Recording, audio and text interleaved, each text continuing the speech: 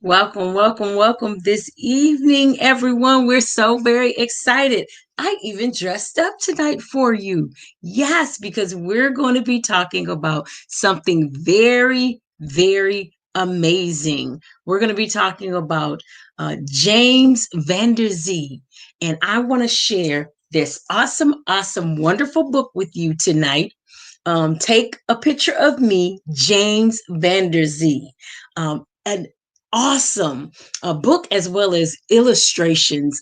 It's just dynamic. So if you don't know who James Van Der Zee is, you need to stay tuned tonight and stay with us. If this is your first time joining, welcome to the Ubuntu Press live show. We've been doing this now for 25 days. My name is Bridget Brown Jackson. I am your host, and I am so very excited that we are getting ready for the second annual African American Book Festival. And scrolling down below is all of the information for you to join us. It's next Saturday. So 1 week from today, we're going to be having that. So again, we thank you for joining us tonight for day number 25 of 31 days of culturally affirming books. Yes, I've been reading for 25 days and it has been so amazing. We're so very happy to have that.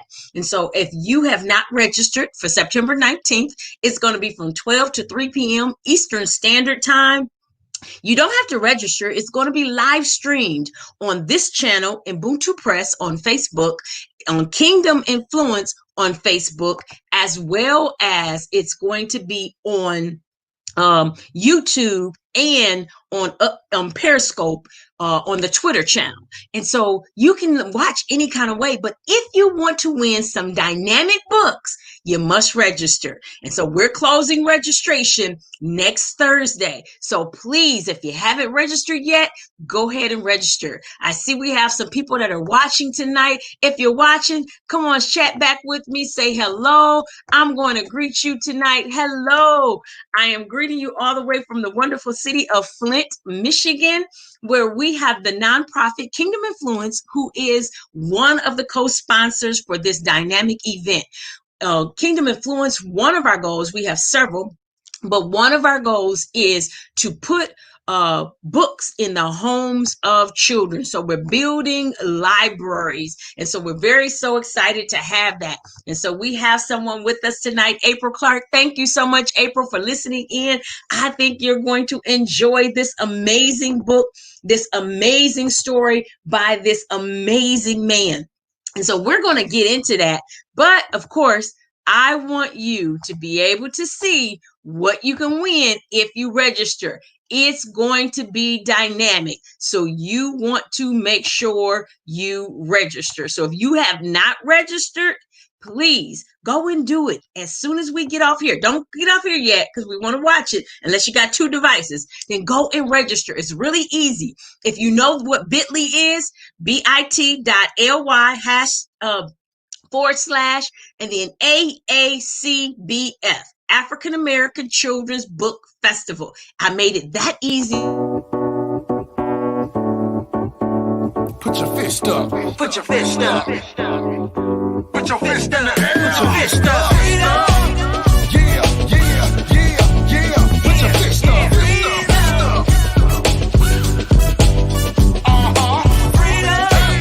What we want, what we need, what we deserve. Freedom. Black power, scream it loud. So we have some other people that have joined us tonight. We want to say hi to YS Books. Thank you so much for coming in. She's all the way from Delaware. She's an author, an inspirational person, has a wonderful, wonderful YouTube channel. If you go on and search that, you will find her YouTube channel, as well as we have my friend Danielle with us tonight from Divine Push.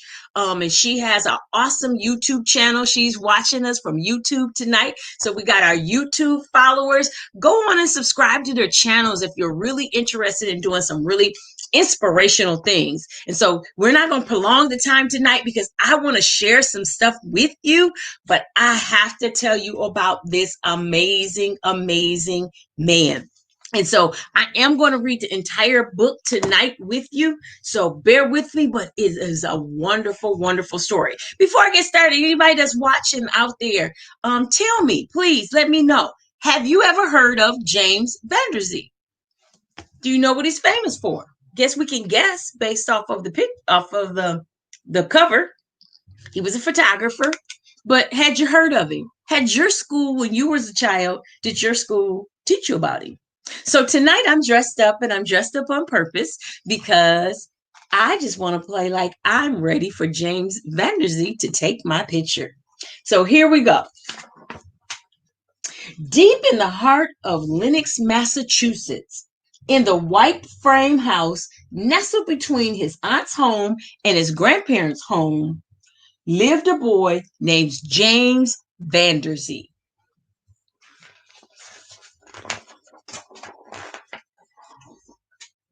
James was the oldest boy of 3 sons and 2 daughters. At the Vanderzees, the children learned about music and art and kindness too. James played the violin and piano. He also liked to paint, but drawing people was hard. He could never get their expressions right. James wanted to share the beauty that he saw in his heart. Look at those beautiful illustrations. One day, a man named Vanderzee, one day a man came to the Vanderzee home with a huge contraption called a camera. It was the only camera in Lenox. Click, boom. The man took the family's picture and left. Later, he returned with a photograph that perfectly captured everyone's smiles and their mother's sweet gauge. Now, this is how you make great pictures, thought James. I want a camera.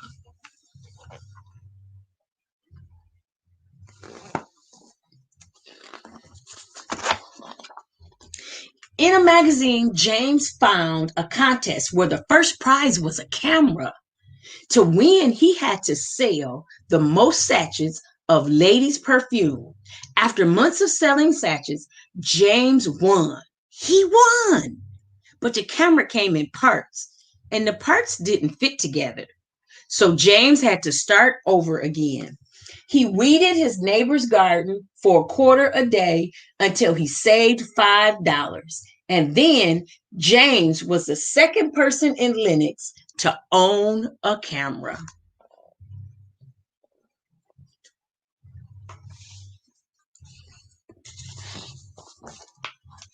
First, James took pictures of his family, then his classmates. Soon, people all over town were saying, "Take a picture of me, James Vanderzee."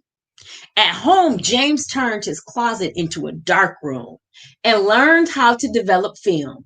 It wasn't easy to create photographs, but James loved his family. He loved his town and the people in it. He always worked to make them look their best. Far away from Lenox, the world was changing. Many Black families were leaving the segregated South to start new lives in the big northern towns like New York City. James was ready for an adventure. At the age of 18, he took his camera and moved to Harlem. Whoa! Compared to Lenox, Harlem was big, fast, and exciting. James had to hold on to his hat to keep his head from spinning. Beautiful illustration. After working as a pianist, a waiter, and an elevator operator, James finally got a job as an assistant photographer at a portrait studio in New Jersey. Many big city customers came to have their portraits taken. James couldn't wait to take their photographs, but his boss sent him straight to the darkroom. He said customers would not want their pictures taken by a Black man. Wow. Can you imagine? James did not like the way his boss took portraits. His boss shot the photographs too quickly. Sometimes the customers weren't ready. In the darkroom, James worked hard to make everyone look their best. One day, his boss left for vacation and put James in charge of the shop. James promised to take care of the business, but in his own way.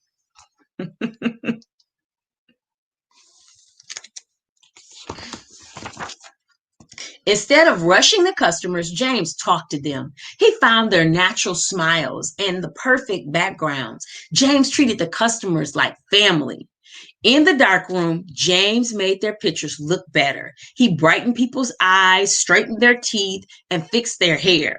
He saw what was special in everyone and captured each person's story on film. And so I'm going to pause right now. You might be watching this with children. And if you're watching it with children or you're replaying it and showing it to a child, we want children to understand. We're talking about back in the day. If you look at there's the camera there. There's the camera. And it doesn't look like the cameras that we have. And they're not digital and they weren't automatic and they didn't have film inside of them. For those of you that might be my age, we're talking way in the early 1900s. That's when we're talking about he was doing this. And so he was actually touching pictures up back then. That was amazing. When James's boss returned, he found a line of customers saying, "Take a picture of me, James Vanderzee." So James went back to New York. He opened his own portrait studio in Harlem, where the neighborhood was jumping with brand new music, art, books, and glamour. This cultural celebration was called the Harlem Renaissance.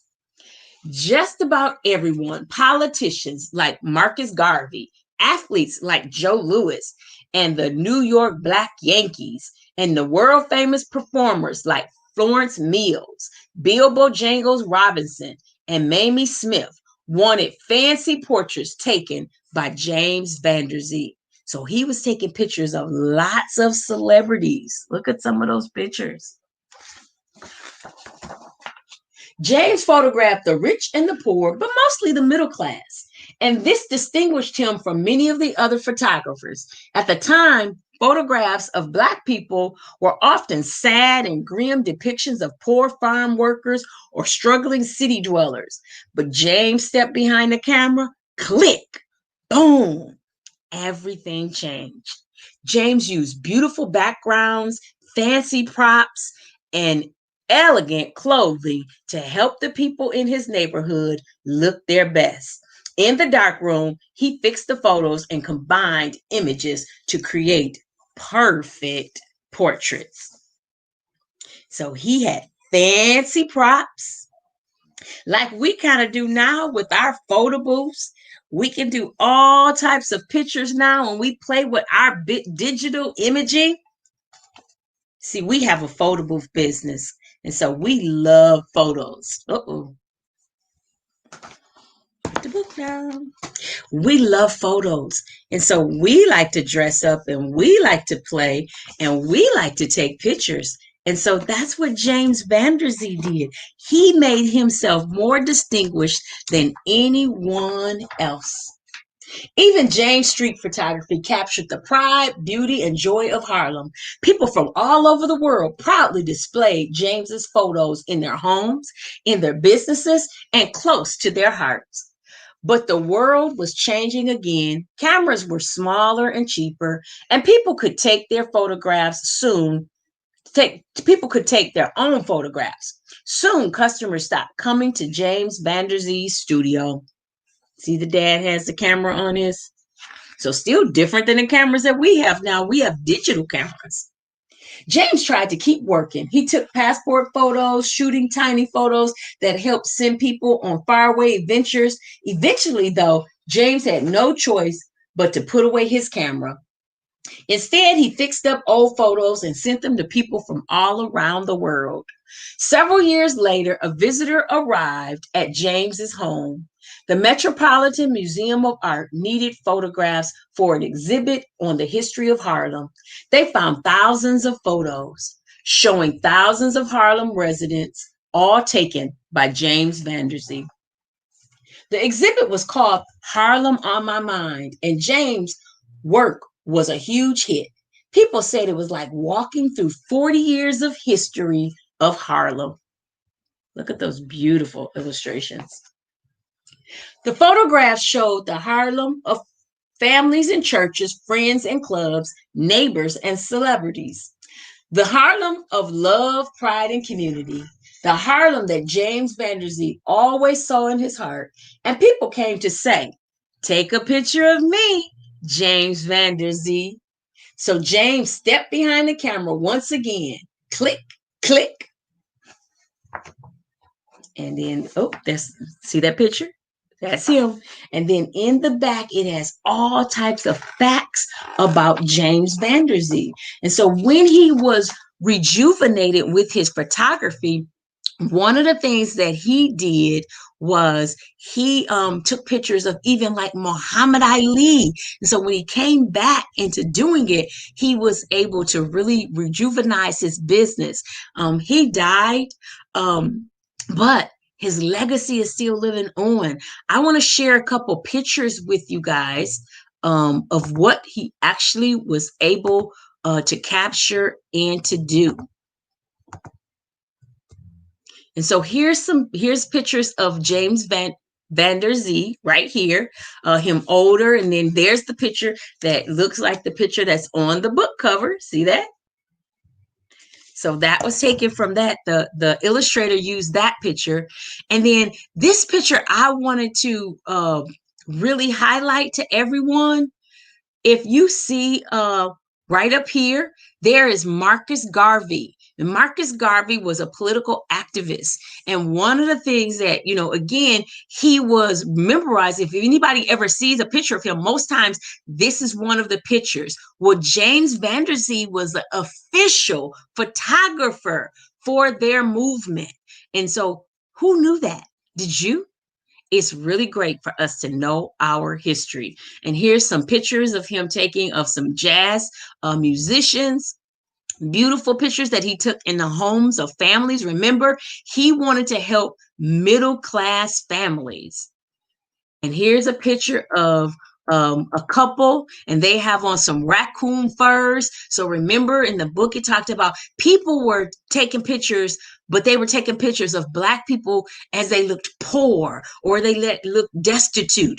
And James Vanderzee wanted to show a different. And so in Harlem, you had many people that had money. You had people that were affluent, that were living really good. And that's some of the stuff that James Vanderzee wanted to capture. And his stuff is in museums to this day.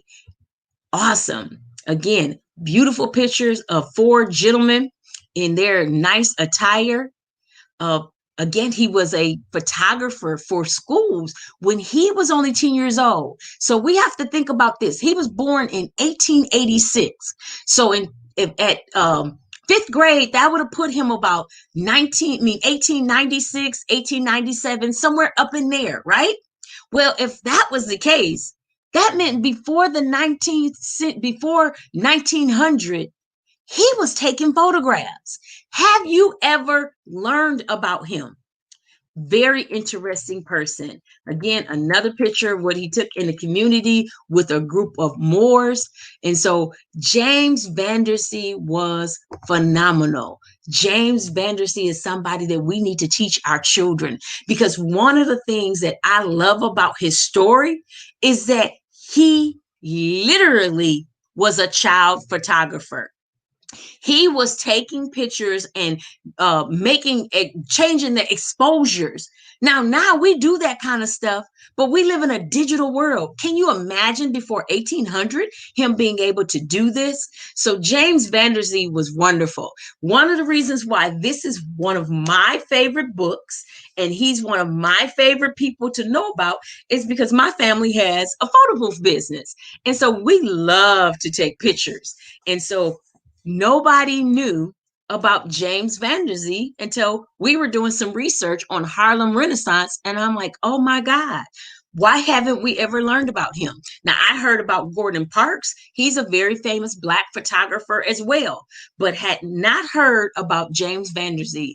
And the crazy thing is, I went to a a private school, and it was a Black private school in Los Angeles. Back when I was in middle school, I had a photography class. We learned all about being in the dark room and all of that, but we never learned about James Van Der Zee.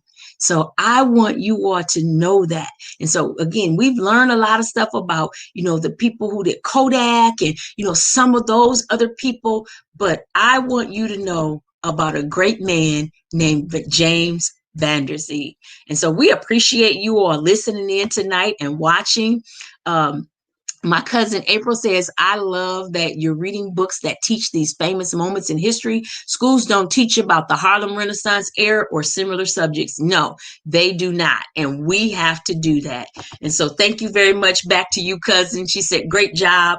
Again, I love to dress up with my photo booth props, but I love more than anything teaching about great history through books. So it's very important for us to do some culturally relevant stuff. So we thank you tonight for joining us. We thank you tonight for being a part of this broadcast. I want to say thank you to Casanova. He's one of the rappers that's on that promo music in our promo video.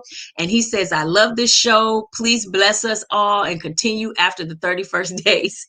I might consider that. I'm actually considering doing it on a weekly basis, Casanova. So thank you. But this has been great. I can't believe that it's been 21 actual days. I've been having a ball. And tonight was a great night to dress up so I could pose and pretend that James Van Der Zee was taking a picture of me. Again, we hope that you share this information with your children and others. Please share, share, share. This is great information. He is a great historian to know about. Once more, we want to remind you about September 19th from 12 to 3 p.m. Eastern Standard Time. You don't want to miss it. We have a dynamic show for you. We have 3 hours of some intense stuff. We have live DJ. We have some youth authors. We have a spoken word artist. We have talent on top of talent. We have some adult children book authors, and we have a panel that's going to talk about literacy, and we have some dynamic prizes to give away. So if you have not registered, there it is below, scrolling. Go and register. Please do me a favor and share this with other people. God bless you. We appreciate you being a part of it.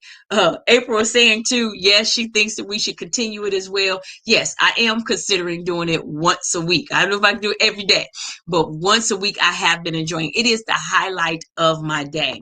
I love children's literature.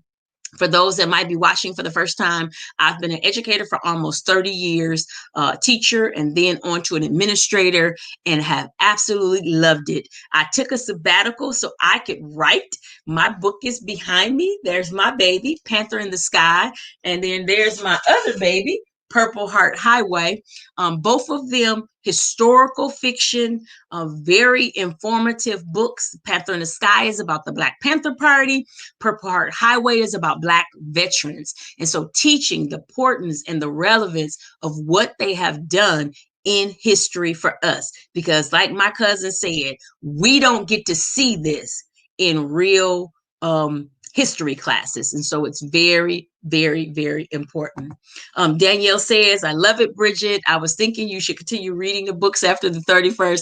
Yes, again, I am thinking about doing it one day a week, again, to share and definitely to add it to the YouTube channel that I have. And so I thank you all so much for supporting. We appreciate all of the love and definitely appreciate the things that you are doing.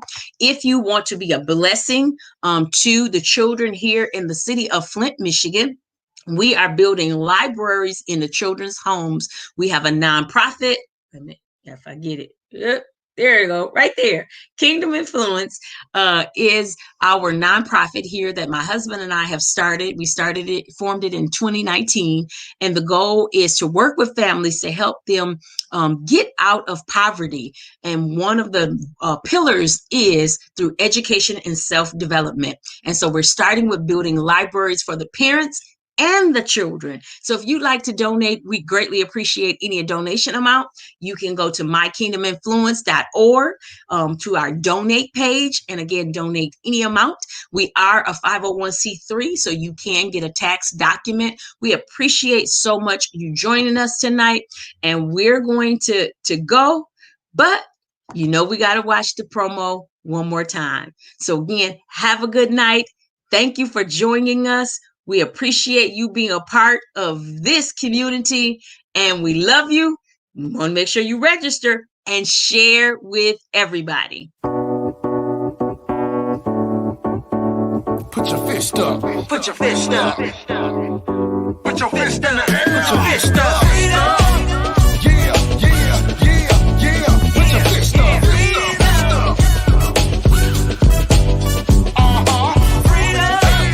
What we want, what we need, what we deserve. Freedom. Black power, scream it loud. All righty, everybody, have a good night. Love you.